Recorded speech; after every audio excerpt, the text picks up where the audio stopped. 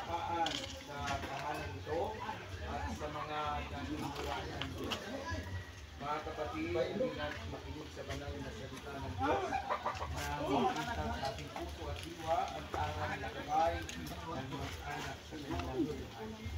Ang mabuting balita ng Panginoon ayon kay San Lucas. Pagpasok ninyo sa alimang bahay, sabihin ninyo, mag-ariwang kapayapaan sa bahay nito. Kung maibigin sa kapayapaan na nakatira doon sa kanyang kapayapaan. Ngunit kung hindi sila magkakamit ito. Manatili kayo sa bahay na inyong pinupulunan, kanin ninyo at inumin. Kung magpipulot nila sa inyo.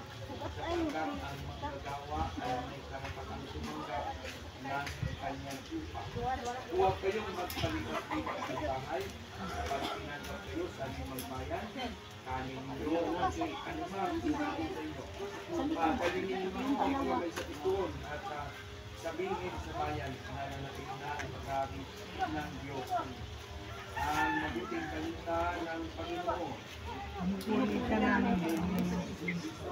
Mga kapatid, halin at tulong sa Ama na buwan ng buhay ng lahat ng mga mag-anak at sanggawa. Ang ilang salot sapagkat lubhakang maawain. Sapagkat lubhakang maawain.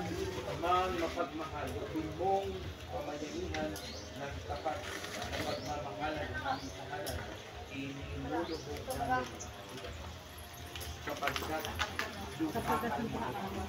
Amang mapagkalinga, mong maging bukas palad kaming langit sa mga tapos-palad, lubhakang tawid. Inilulubog namin sapagkat lubhakang maawain. Amang may kapal, lubin mong maging asigasi kami sa pagpapalaganap ng iyong pagkahari. Inilulubog namin ito sapagkat lubhakang maawain. Aming Ama, sa iyong kagandahan loob, ibinibigay mo sa amin ng iyong buhay at pagmamahal. Tangkilitin mo ang iyong pinamimintungong angkan. Yamang ikaw ang pinagmumulan ng kanilang mabuting pagsasamahal.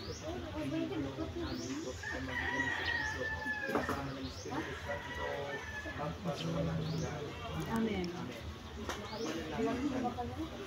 Manahan ka, Panginoong sa Kristo, sa bilog ng mga nagpapasasaya sa bahay nito.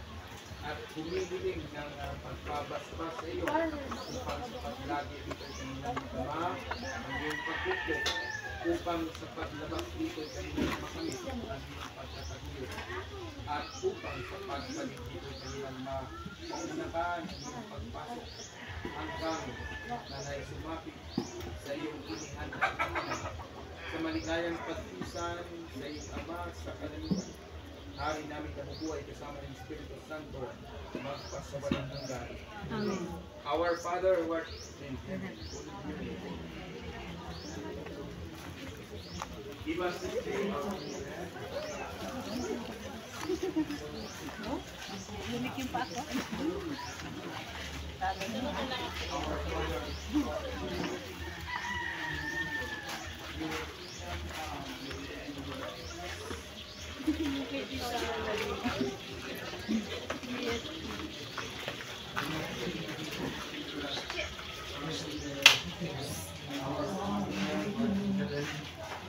holy be your name, your kingdom come.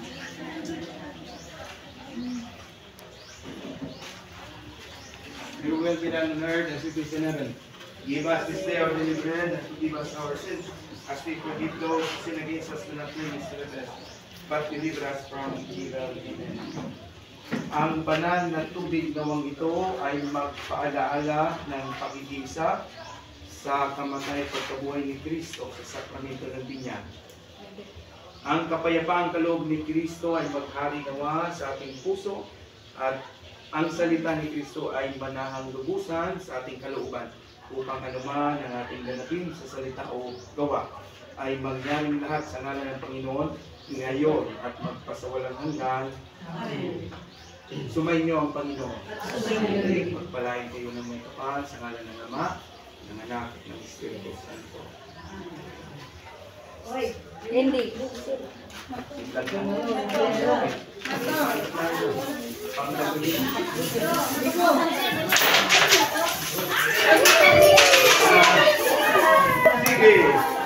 Oh, Maria! Dapat may nakapin.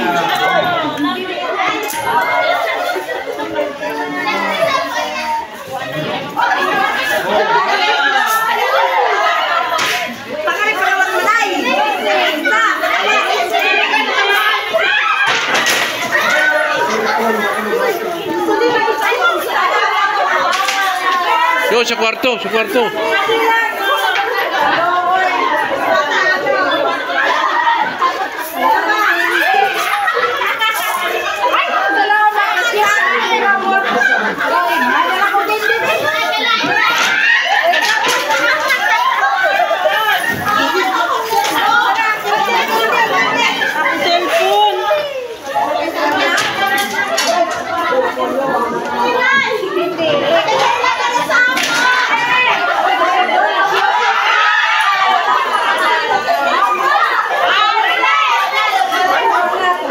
Oh! Talo na. Ako ibukod. Nasawa na ako.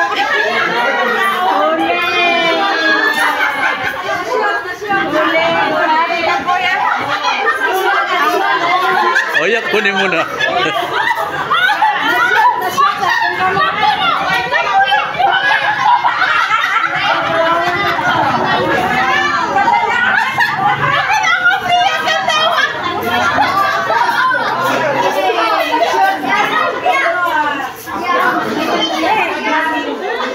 Ayos.